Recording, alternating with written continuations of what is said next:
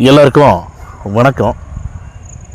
இந்த பதிவில் எதை பற்றி பார்க்க போகிறோம் அப்படின்னு கேட்டிங்கன்னா, அதாவது மக்களே, தமிழக வெட்டிக்கழகம் ஆட்சி அமைச்சதுக்கப்புறமா, அதாவது தளபதி விஜய் அவர்கள் முதலமைச்சர் ஆனதுக்கப்புறமா தமிழ்நாட்டில் இருக்கக்கூடிய கிராமங்களில் குக்கிராமம்னு சொல்லுவோம், கிராமத்தை விட கிராமம் ரொம்ப வளர்ச்சியடையாத கிராமங்கள் நிறைய இருக்குது.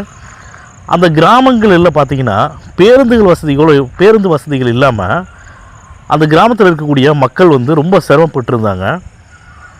குழந்தைகள் எல்லாம் பள்ளிக்கூடம் போகிறதுக்கு பஸ் இல்லாமல் நடந்து போயிட்டு ரொம்ப சிரமப்பட்டுருந்தாங்க. நாங்களாம் 75 வருட கட்சி, நாங்கள் தான் பெரிய ஜாம்பவன், நாங்களாம் பெரிய ஆலமரம், நாங்கள் தான் தமிழ்நாட்டு மக்களுக்கு வேணுங்கிறத நாங்கள் செய்வோம் அப்படின்னு வெறுவாய் பேசிட்டு தமிழக மக்களுடைய வரிப்பணத்தை எல்லாம் சூறையாடி கொள்ளையடிச்சிட்டு எதுவுமே தெரியாத மாதிரி இப்போ நம்ம தமிழ்நாட்டு மக்களுக்கு அவர் தான் பேசி விஜய் சார்ட்டிருந்து எல்லாம் வாங்கி தர மாதிரியும் ஒரு பிம்பத்தை உருவாக்கிட்டு அரசியல் பண்ணிட்டு இருக்கிறாங்க. நான் என்ன கேட்குறேன்னா, திமுக இருக்கட்டும் அதிமுக இருக்கட்டும், மாறி இத்தனை வருஷம் ஆட்சியில் இருந்தீங்களே, 30 வருஷமாக பஸ் இல்லை, நாங்கள் பஸ்ஸு கேட்டுட்டு இருக்கிறோம். ஒவ்வொரு ஆட்சியும் மாறி வரும்போது, அதாவது திமுகவும் சரி அதிமுகவும் ஆட்சி மாறி வரும்போதெல்லாம் நாங்கள் கோரிக்கை வைக்கிறோம், எங்களுடைய கோரிக்கைகளை நிறைவேற்றவே இல்லை அப்படின்னு சொல்லிட்டு 30 வருஷமாக நாங்கள் கோரிக்கை வைக்கிறோம் அப்படின்னு சொல்லக்கூடிய மக்கள்லாம் இருக்காங்க. அப்போ விஜய் சார் வந்ததுக்கப்புறமா எப்படி அந்த மக்களுக்கு விஜய் சார் பேருந்து விட்டாங்க அந்த ஊருக்கு, சொல்லுங்கள் பார்க்கலாம். அப்போ அந்த ஊருக்கு பேருந்து விடணும் அப்படிங்கிற அந்த மனசு யார்கிட்ட இருக்குதுங்க?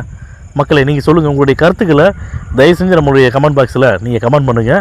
நான் சொல்லக்கூடிய விஷயங்கள் சரியாக இருக்குதா இல்லையாங்கிறத நீங்கள் சொல்லுங்கள். அப்போ ஒரே ஒரு விஷயம் என்னென்னா, நீங்கள் பணங்காசு இருந்தும் நீங்கள் பண்ணலைன்னா உங்களுக்கு பண்ணுறதுக்கு மனசு இல்லைன்னு அர்த்தம்.